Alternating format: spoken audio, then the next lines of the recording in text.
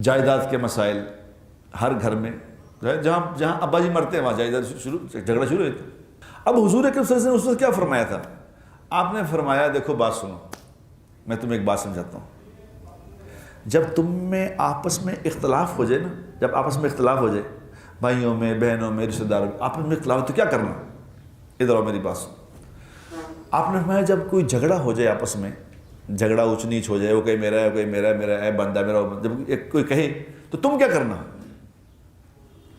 تم جھگڑا نہ کرنا، تم جھگڑا نہ کرنا، حق چھوڑ دینا، اپنا حق چھوڑ دینا، تیرا بنتا ہے تو چھوڑ دینا۔